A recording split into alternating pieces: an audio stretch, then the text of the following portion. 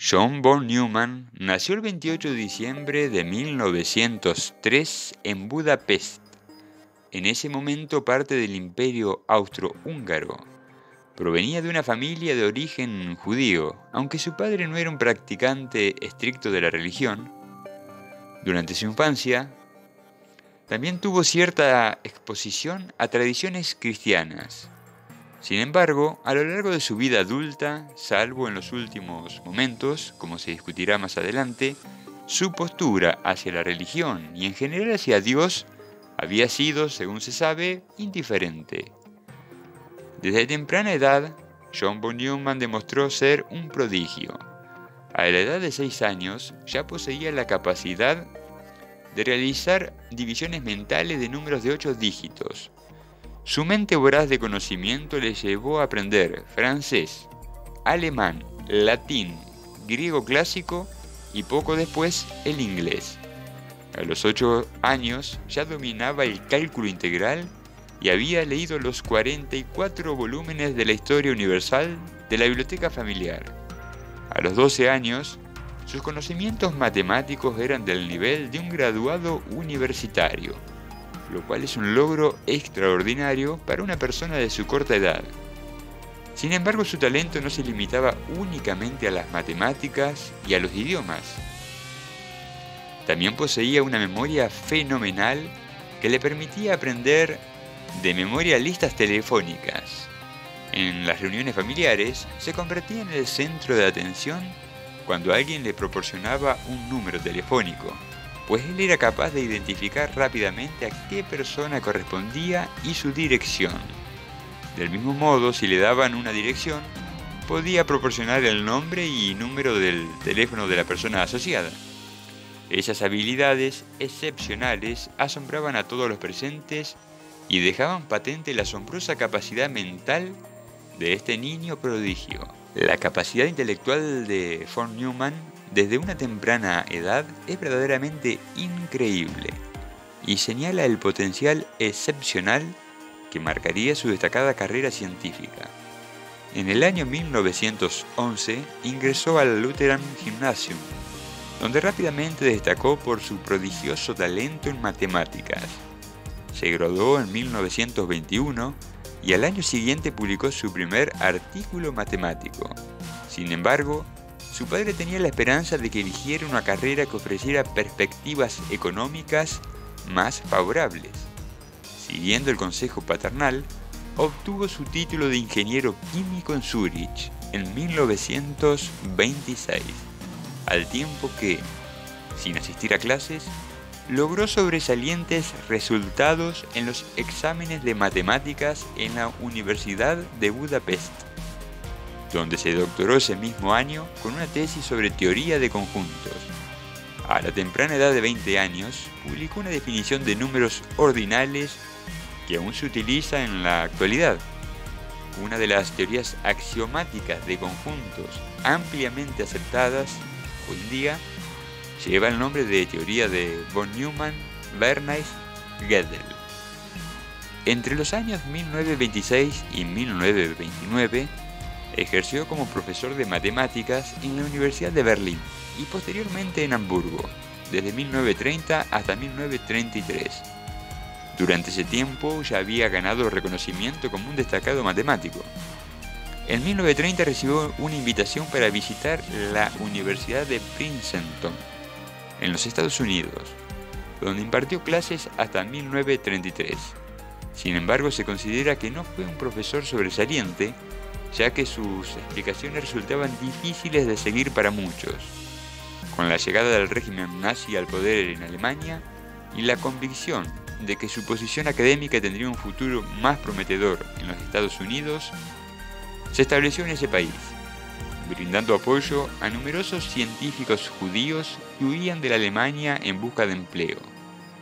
En 1933, con la fundación del Instituto de Estudios Avanzados, fue seleccionado como uno de los escasos 6 profesores de matemáticas. Esta actividad se convirtió en su dedicación a lo largo de toda su vida. Contribuyó de manera significativa a diversas áreas de la ciencia, dejando un legado impresionante.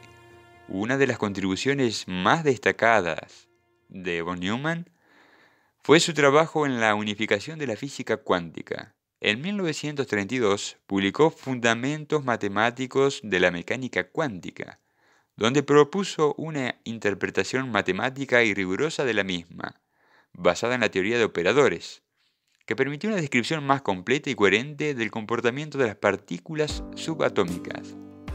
Fundó la teoría de juegos, una disciplina que revolucionó el análisis estratégico. En particular, demostró el teorema del minimax, sentando las bases para comprender las decisiones óptimas en situaciones competitivas.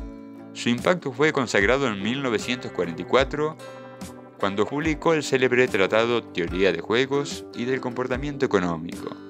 En 1929, von Neumann alcanzó otro hito en su carrera científica al publicar un artículo donde se convirtió en el primer matemático en explorar las álgebras autoadjuntas de operadores lineales y acotados, dentro de lo que se conoce como un espacio de Hilbert.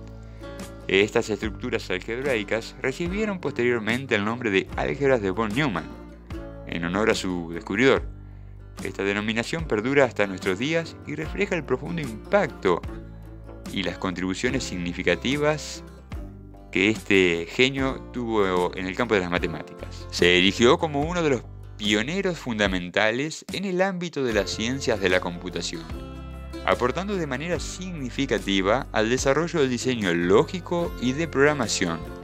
Su impacto en este campo fue excepcional, ya que sentó las bases de la arquitectura de los computadores actuales y formuló conceptos claves que han moldeado la informática moderna. Fue el creador de la arquitectura que ha servido como fundamento para los computadores contemporáneos. Además propuso la adopción del bit como unidad de medida de la memoria de los ordenadores, una idea revolucionaria que ha perdurado hasta nuestros días. Asimismo, resolvió el desafío de obtener respuestas confiables utilizando componentes no confiables, desarrollando el concepto del bit de paridad.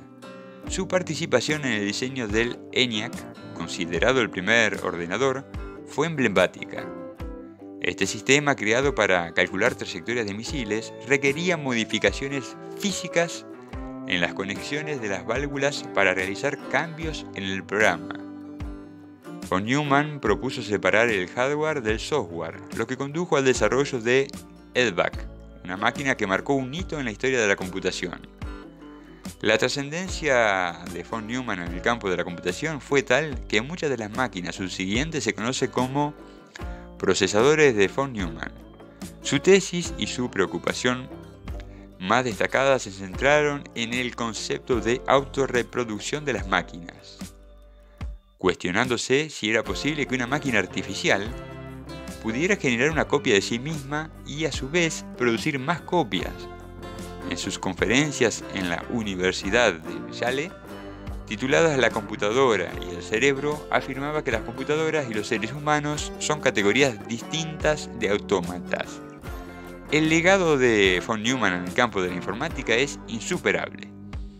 Sus contribuciones revolucionarias continúan impulsando la evolución de la tecnología computacional, y su profundo entendimiento de las máquinas y su relación con la inteligencia humana sigue siendo objeto de estudio, reflexión y mucho más en la actualidad.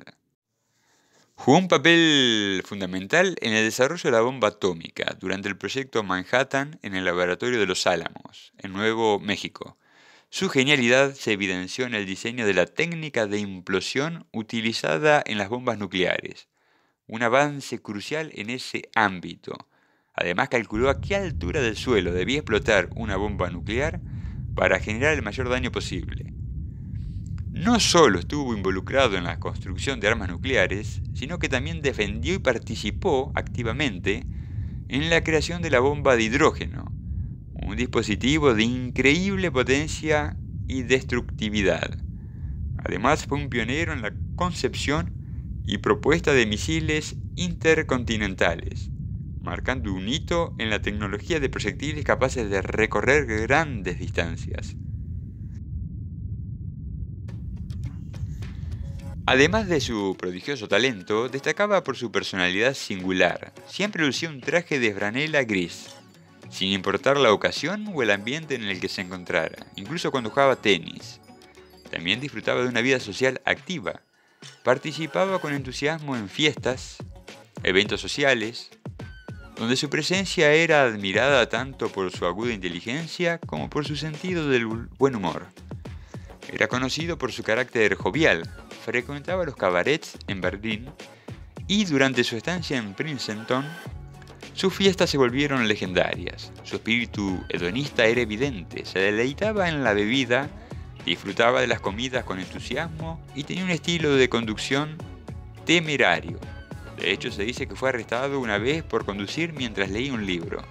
En Los Álamos, las secretarias tomaron la medida de proteger su intimidad, colocando trozos de cartón frente a sus escritorios para evitar que mirara sin pudor sus piernas. Se casó 2 veces, las 2 veces con mujeres húngaras, y tuvo una hija con cada una. Dejó centenares de anécdotas.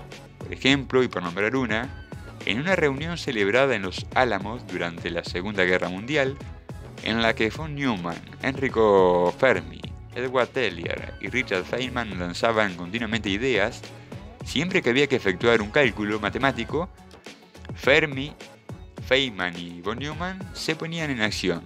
Fermi planteaba utilizaba una regla de cálculo, Feynman una calculadora de mesa y von Neumann su cabeza. La cabeza, o sea, von Neumann, terminaba normalmente primero, y es de notar lo próximas que estaban siempre las 3 soluciones.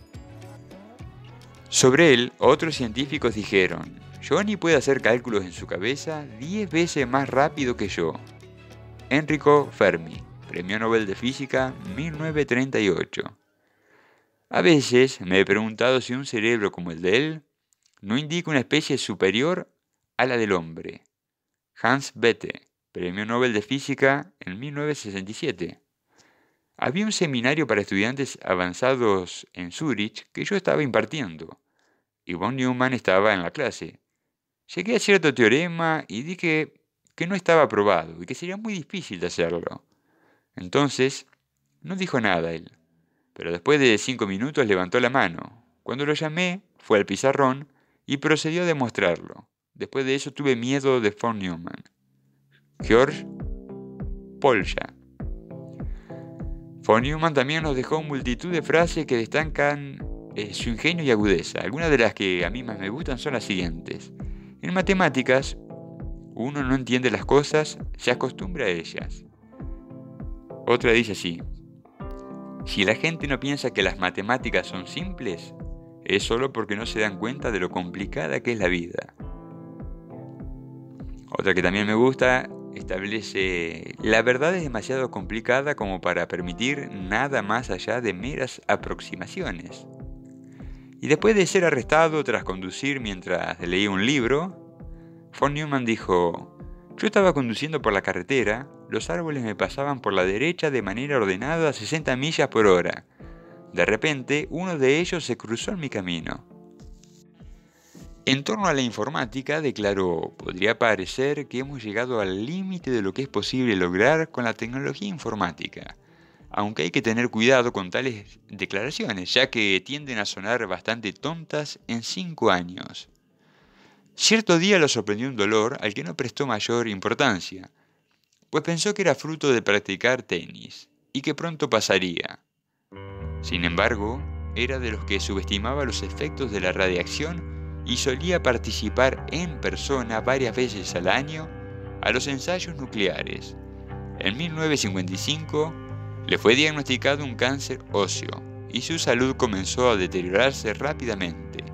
Sufría de intensos dolores que apenas mitigaban las drogas y los calmantes.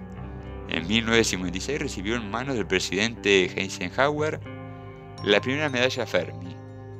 Se convirtió al catolicismo en las cercanías de la muerte, bajo los auspicios de un monje benedictino, luego de haber analizado en profundidad la apuesta de Pascal, la cual plantea la existencia de Dios como una apuesta razonable. Así fue como John von Neumann buscó a Dios en su lecho de muerte. Murió en 1957 con solo 53 años, rodeado de estricta seguridad militar, por temor de que revelara secretos militares bajo los efectos de la medicación.